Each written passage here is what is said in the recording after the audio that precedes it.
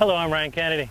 I'm filming today from the beautiful Alisal River course, and I want to thank Robert Scarpati, who's the head golf professional here, for not only hosting our section championship, but also for allowing me to film this video.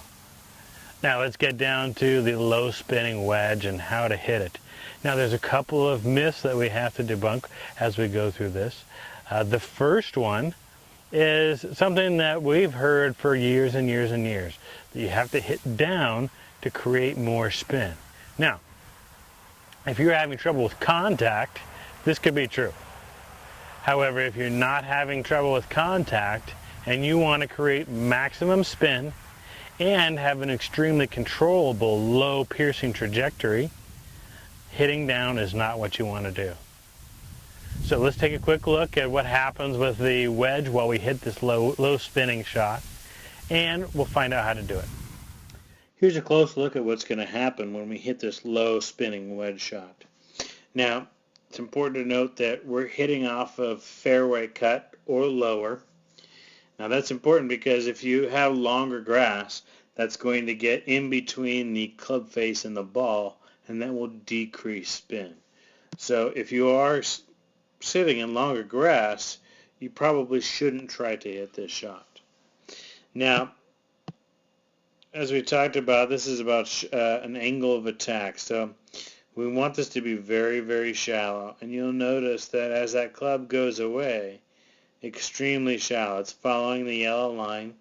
If you look closely even at the blades of grass right here, the club is still brushing the grass that far away from the ball. Now let's look at impact here, and what you'll see, the club comes in very, very shallow, and it even impacts the grass slightly before the ball. So because you're coming in so shallow, it's easy to catch just a little bit of that grass before you hit it. Now that we've hit it, what I think you'll see is that ball has become a little bit oblong because of the compression against the face. It's very, very important that the ball compress a little bit into the face in order to get maximum spin. If the ball slides up the face, it loses spin. So you've got to get that compression that can only come from the correct loft at impact. Now what happens through the shot, you'll notice I certainly got a little bit of grass here. But when the shot is over with, you can hardly tell that anything occurred. So it's got to be shallow angle of attack. You could basically hit this shot right off of the concrete because the club is moving so parallel to the surface. And you've got to have a great position of the club at impact. There it is. You can see it just barely goes into the club.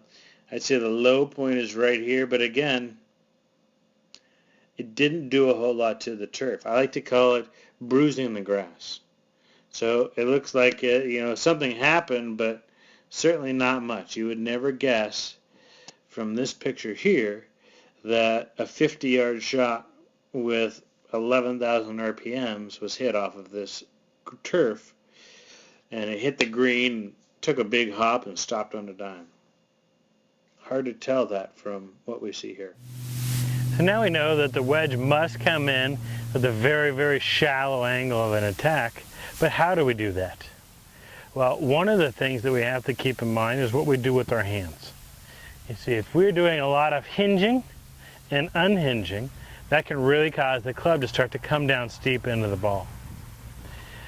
So as you make your takeaway, think about Steve Stricker, keeping your hands very, very quiet right in front of your chest, and even as you come down to impact and through impact, keep those hands very, very quiet for a nice solid impact position with your whole body. Now another thing that you must know is the loft on the club. Now, I'm going to talk about dynamic loft, which is actually the loft as you make impact with the ball. So even though this is a 56, because my forward hand shaft lean and my hand position out in front, I could turn this into 45 degrees or so. Now, the maximum the maximum spin you can create occurs at between 40 to 45 degrees of dynamic loft. So most of you are going to need to put away the lob wedge and go get a gap wedge, sand wedge, maybe even a pitching wedge to create that perfect loft angle for maximum spin. Now the reason that is the maximum spin for loft is there is more compression on the ball with that loft. As you get more loft, the ball begins to slip up the face and it doesn't grip the grooves.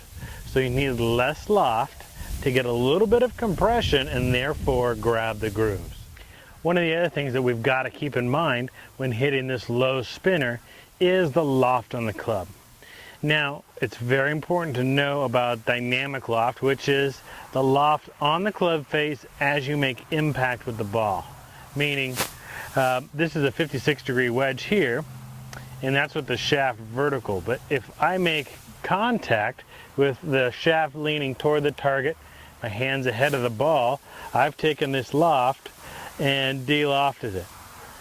Now, why this is crucial is that the optimum dynamic loft to create maximum spin is 40 to 45 degrees.